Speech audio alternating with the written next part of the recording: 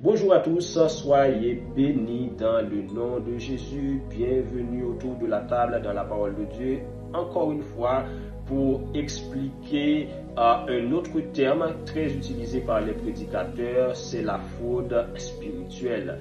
Dans le milieu évangélique, nous sommes vraiment victimes de ce qu'on appelle la fraude spirituelle parce que des hommes et des femmes soi-disant chrétiens ou chrétiennes pour manipuler les gens, pour essayer de nous prouver qu'ils sont en communion, en contact avec Dieu, qu'ils sont très présents dans le monde spirituel, parfois nous disent que Dieu a dit, Dieu m'a dit, Dieu m'a dit, tandis que bien aimé, Dieu n'a rien dit.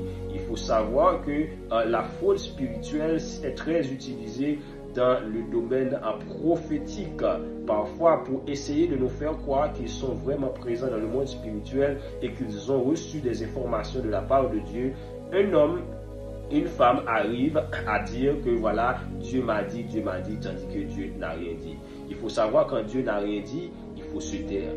Quand Dieu n'a rien dit, taisez-vous. Ça ne sert à rien de forger des messages, ça ne sert à rien de forger des visions pour prouver que Dieu t'a parlé, que Dieu t'a donné un message quelconque. Ça, c'est la fraude spirituelle. Et la fraude spirituelle fait partie des techniques de Balaam. Ces gens, ce sont des personnes possédées, ce sont des personnes qui sont sous l'emprise démoniaque, parce que le fait de vouloir se présenter comme étant un homme qui a reçu un message de la part de Dieu tandis que Dieu n'a rien dit, cela peut induire les autres en erreur et peut faire basculer la foi de plusieurs personnes qui ont cru aux différents messages de cet homme, cette femme, soi-disant serviteur et servante de Dieu. Voilà pourquoi aujourd'hui, nous devons vraiment faire attention au Dieu m'a dit, Dieu m'a dit, Dieu m'a dit. Et la Bible nous dit, mes bien-aimés, 1 Jean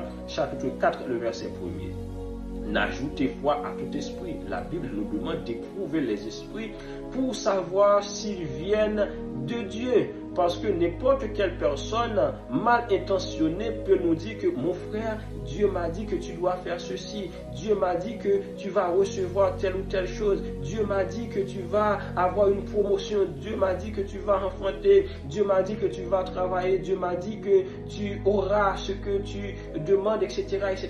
Dieu m'a dit, Dieu m'a dit, Dieu m'a dit. Mais pourquoi tous ces Dieu m'a dit si Dieu n'a rien dit? C'est parce qu'il y a des personnes qui veulent se présenter comme étant des personnes connectées dans le monde spirituel, comme étant des prophètes, des personnes qui ont reçu des messages, tandis que Dieu n'a rien dit.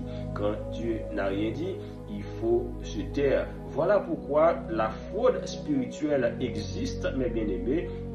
Et en tant que chrétien, en tant que chrétienne, en tant que croyant, nous devons vraiment éprouver les esprits. Ce n'est pas un péché d'éprouver les esprits. Ce n'est pas un péché si un homme ou une femme, un serviteur, une servante de Dieu nous dit que voilà mon frère, j'ai eu une vision, j'ai vu telle ou telle chose. C'est pas un problème si toi, tu rentres en prière pour demander à Dieu une certaine confirmation. C'est pas parce que tu doutes de la parole, mais c'est parce que tu veux appliquer la parole. Et appliquer la parole, c'est de ne pas accepter n'importe quelle prophétie, c'est savoir éprouver les esprits pour voir s'ils viennent vraiment de Dieu. Parce que l'esprit de Jézabel existe, non seulement l'esprit de Jézabel existe, l'esprit de manipulation, l'esprit de Balaam existe, et tout ça pour nous induire en erreur. Voilà pourquoi, mes bien-aimés, il faut vraiment faire attention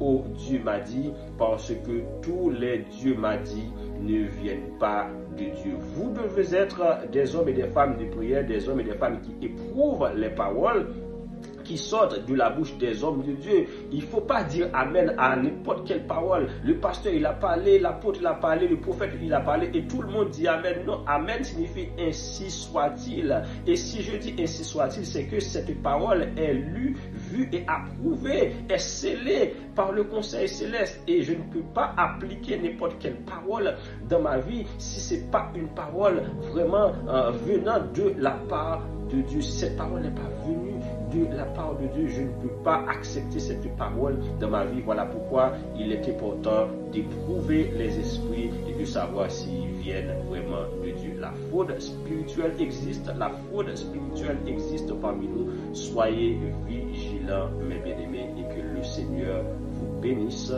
abondamment.